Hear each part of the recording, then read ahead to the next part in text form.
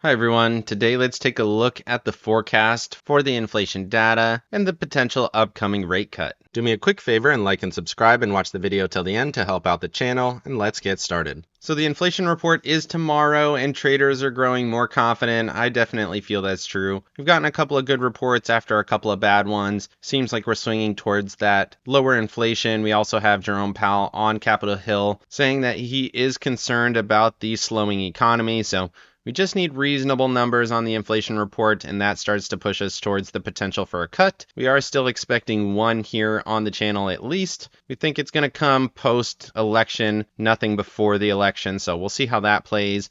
Markets are still potentially pricing one in for September, so if that happens, then we should be going higher, at least in the short term. But we got CPI coming out tomorrow. Unemployment also ticked up to 4.1. We talked about how that is also starting to push pressure on the Fed and what to watch for the CPI. May CPI was unchanged at 3.3%, and we are looking for a pretty decent step down to 3.1% for that headline number. We've talked about that before, and we've already gotten good numbers on that PCE data, which was also a very strong print. And you can see we've been in a really strong run here, really as far back as you can look, straight up over the past couple of months. So very bullish price action, which you could certainly argue if we don't get a strong print, we could start to give some of that back, and then we'll see what happens from there. Moving over to Fear and Greed Index, we are back into greed. 52 yesterday, 58 here today. Pretty strong step higher there, straight vertical on that. And you can see it here. Still extreme greed on momentum. No change on strength and breadth. Put call ratio, super low, 0.61. We've talked about it the last couple of days as this continues to trend lower. The puts are just not in the markets. Everyone's buying calls. Extreme greed on that indicator. We're also seeing a little bit of seasonality and a little bit of spiking there on the VIX. It's been in neutral, but it is getting closer to that SMA, and it's probably going to start to spike up there as we head into earnings. And then we can see bonds both in greed here. I think we were neutral here on safe haven demand, but back into greed on both bonds. Moving over to seasonality, we are still in a flat to bullish period. As we go to the 11th, you can see pretty decent sized gain there, and then it continues straight up here until about the 18th. Obviously, that's going to be dependent on CPI and PPI, but just understand seasonality is quite bullish. Moving over to the earnings calendar, you can see Pepsi, Delta Airlines, Progressive coming out tomorrow. Most of those are pre-market, and then for the Friday session, we have the big banks rolling into Monday, Goldman Sachs, more banks here on Tuesday, so we're starting to get into that earnings season swing Thursday, Friday, and really into it next week. Moving over to the economic calendar, you can see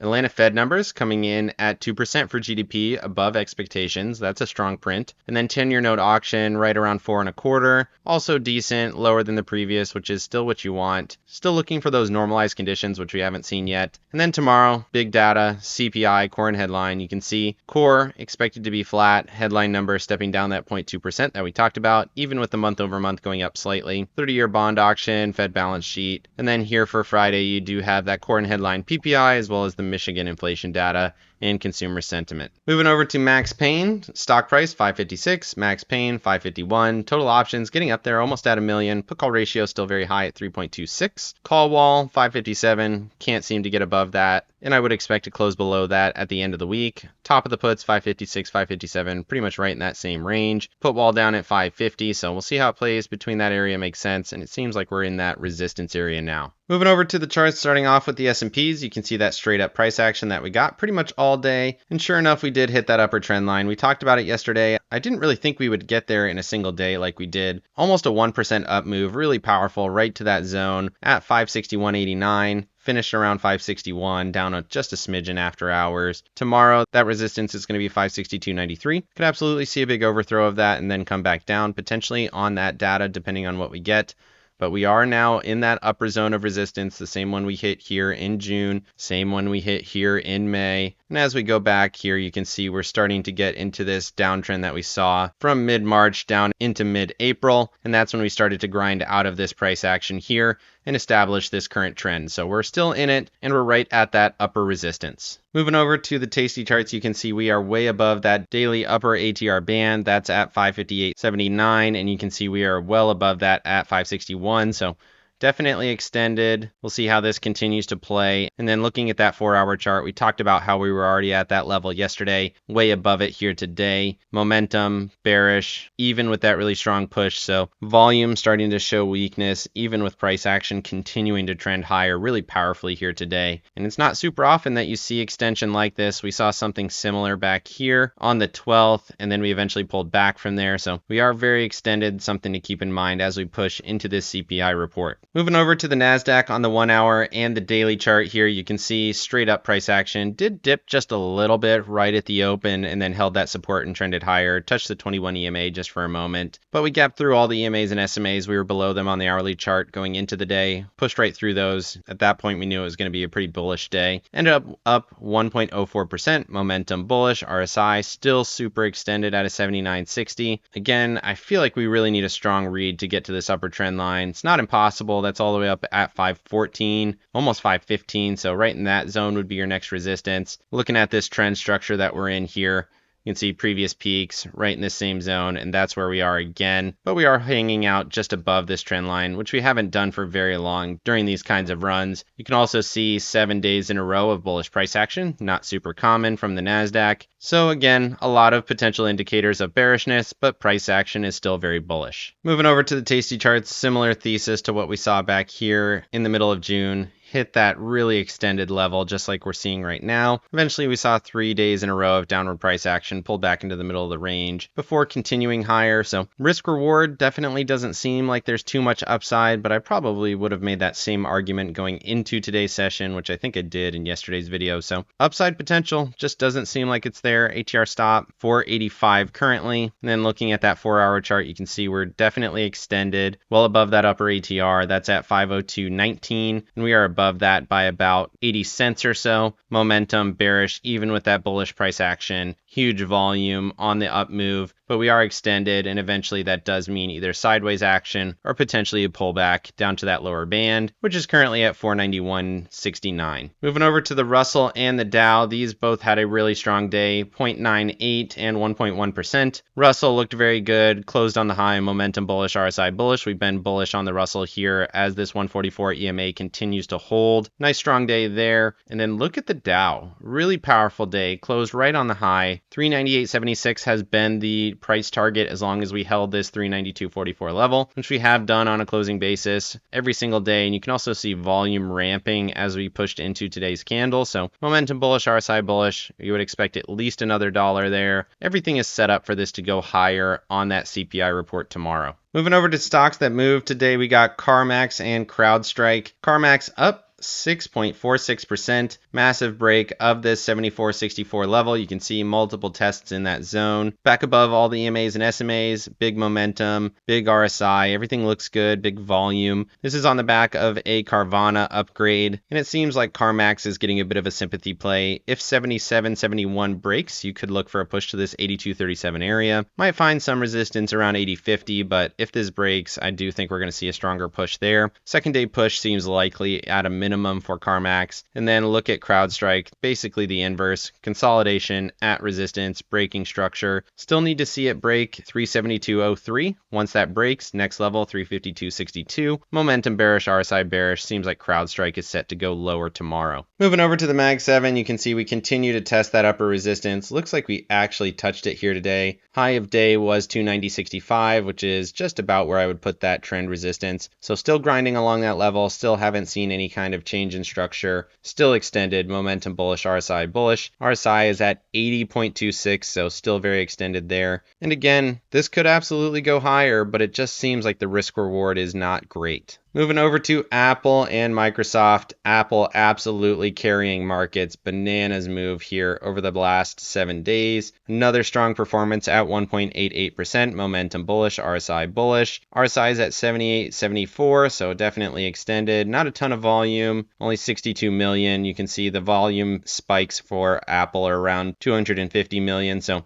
not a ton of volume, but it continues to march higher, new all-time high close. As we're still in this price discovery mode, everything still does look bullish despite the overextension. And then even Microsoft clawing back some of those gains, not quite all of them, hit this trend resistance, 1.46% to the upside, momentum bearish, RSI still bearish at resistance. Still looks like a reversal candle on that Tuesday candle, and you would expect a lower high setup and a fall here, unless it can get above this trend line or potentially grind along it for a little bit, but looks significantly weaker than this kind of price action here on Apple. Moving over to Tesla and NVIDIA, you can see Tesla just slightly positive, 0.35, giving pretty much all of that back after hours. Momentum stepping towards bearish for the first time in a long time. Huge RSI read of 87.15, so definitely extended. Huge run at resistance. Makes sense for it to pull back at least a little. And then NVIDIA continuing to gain over the last 3 days, 2.69%. Big gain there. Momentum bullish, RSI bullish. This actually looks like a really good setup. Probably going to head towards these all-time highs at 140, if not a little bit higher and overthrow those. So NVIDIA back on the run to the upside as semis gain strength. Moving over to staples and discretionaries, these continue to look quite bullish. Staples not as much, still need to see 77.50 break. It is above that actually after hours, so I wonder if there was some earnings that's driving that price action. So we're above it after hours, looks like a higher low setup after those 2 days of bearish after retesting the zone. So if we can get above it, looks like we could see another push here. It's consolidated, didn't break down too much. Momentum swinging to bullish, RSI looks bullish there. And then look at discretionary. We knew once 180.10 broke here on the 17th that it was going to be a strong run, and sure enough it has been during that time period. Momentum bullish, RSI still bullish, 74.92 on RSI, so definitely extended. Price target 193.81. Moving over to financials and oil and gas, I still like both of these here. So financials, good close, well above the level after retesting, headed towards 42.22 for the price target, potentially an all-time high here at 42.50. Momentum bullish, RSI bullish, financials coming in strong. And then looking at oil and gas stocks, these have been quite a bit more bearish over the recent time period. We've been watching them for a while. Thought we might see a hold in here around the 150 area. Didn't happen. Continued this downtrend, and now we have a double bottom. We talked about it in yesterday's video. Got an up candle from there. I do like this setup at least to 145.92, if not potentially the trend line here at 147.50 or so. Momentum not confirming rally quite yet,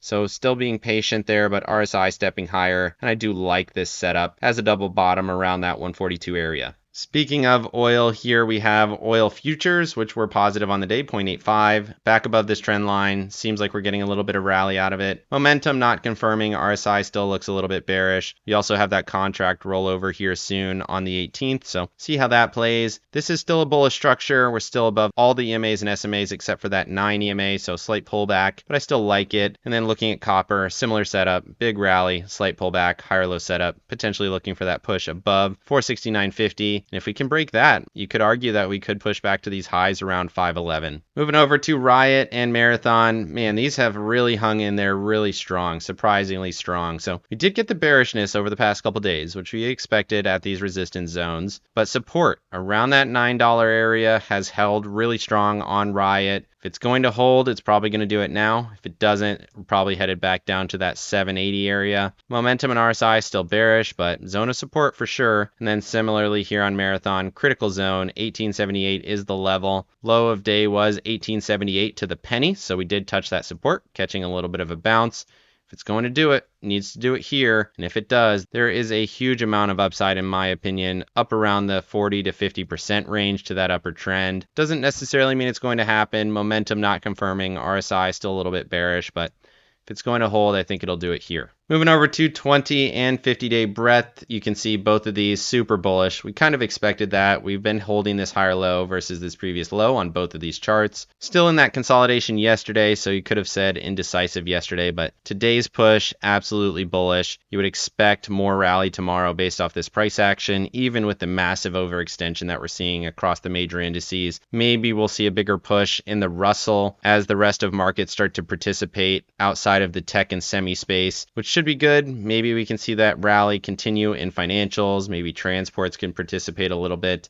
And really, I'd like to see those oil and gas stocks rally a little bit as well. So we'll see how it continues to play, but breadth says more bullish. 52.81 is your level on 50. And then here we're in this no man's land kind of zone here. Let's go ahead and add a level actually. Let's go ahead and put that right around there. I think 68.14, just to give an intermediate level, seems like a good one. You can see it marks some intermediate levels here. Clear candle breaks there, wick before this rejection. So 68.14, your next level on 20-day breadth. Moving over to the dollar, we did get that down move that you would have needed for equities to go higher. So sure enough, it did. Down move, retrace, retest of trend, down move, fully engulfed, momentum RSI bearish. So seems like the dollar is still finding some weakness. And we'll see how this plays with CPI. If that data comes in light, we should see the dollar crater. If it comes in a little bit hot, we'll probably see the dollar rally, as interest rates should be staying higher with that hotter inflation data. Moving over to bonds, we still like bonds here. You can see rally on J&K, 94.82. I think we're going to touch that probably tomorrow, honestly. Momentum on RSI, both bullish. TLT continues to step to bullish. Critical zone there, right at the SMA. If it's going to break, it needs to do it now. And if it does break this zone here, we're probably headed up to that 96.10 area, 96.50 area. So we'll see how that plays. Zone of resistance, looking for the break in tomorrow's session. Moving over to volatility, bond volatility continues to crater, really aggressive there, 5 days in a row of bearish. We've seen moves like this before, so this can absolutely continue, but definitely interesting. And then looking at the VIX, strong day, 2.72%, even with the bullish move that we saw, momentum bullish, RSI bullish on the VIX. Makes sense heading into CPI and seasonally going into earnings, but this is interesting. We've seen that higher low setup, seeing some rally, probably going to push into that 13, 14 area at least. Then we'll see what happens from there. Moving over to my accounts, I made some money on the day, as you would expect, about $700 with everything looking super bullish. So you love to see it, making money when you should be making money. Rolled out to 204 here for 2 days from now with the super bullish move that we got in the IWM. Obviously, that'll be 1 day to expiration in tomorrow's session, but I got $1.40 credit on that. So max profit, 205.46 for the end of the week. And then Q's covered call, rolled that up, 494 for $10. So max profit there,